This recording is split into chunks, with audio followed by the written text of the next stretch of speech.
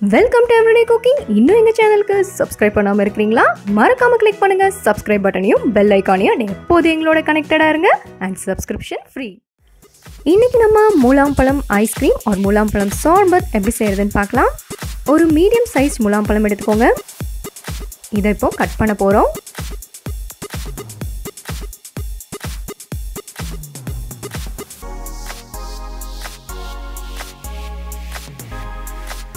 விதையை எடுத்துருங்க, தோலை நீக்கிடுங்க, குட்டி குட்டியாக கட் பண்ணுங்க.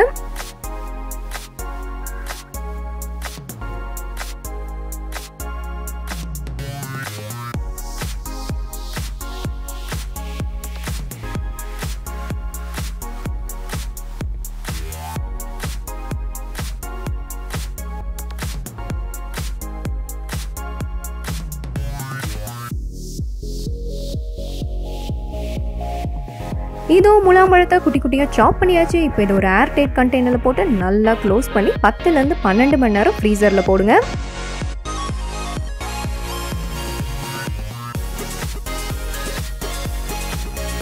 இதோ 10 மணி நேரம் ஆச்சு, நல்லா ஃப்ரீஸ் ஆகிருக்கு. இதை எடுத்துடலாம். இந்த மாதிரி கல் மாதிரி இருக்கணும், அப்போ தான் இந்த ரெசிபிக்கு பர்ஃபெக்டாக இருக்கும்.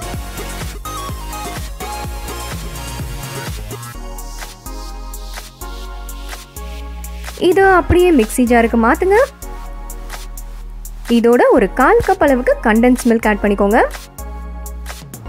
இதை இப்போ நல்லா பேஸ்ட் ஆக்கிடுங்க.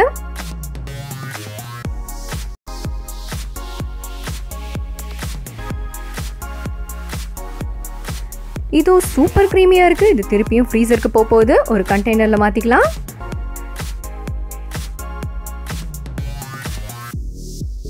இது ஒரு 1 மணி நேரம் ஃப்ரீஸ் பண்ணுங்க. அண்ட் ஹை ஸ்பீடில் வைக்கிறதா இருந்தால் 1/2 மணி நேரமே போதும். ரொம்ப ஃப்ரீஸ் பண்ணிங்கன்னா கல் மாதிரி ஆகிடும்.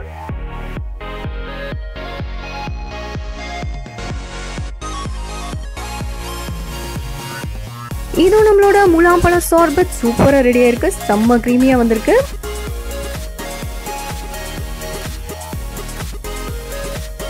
இந்த ஹாட் கிளைமேட்டுக்கு இந்த மாதிரி சில்லுன்னு சாப்பிட்றதுக்கு ரொம்பவே நல்லாயிருக்கும். கண்டிப்பாக ட்ரை பண்ணுங்கள். வேறொரு இன்ட்ரெஸ்டிங்கான ரெசிபியோடு உங்களை சந்திக்கிறோம். அண்ட் மறக்காமல் எங்கள் சேனலுக்கு சப்ஸ்கிரைப் பண்ணுங்கள்.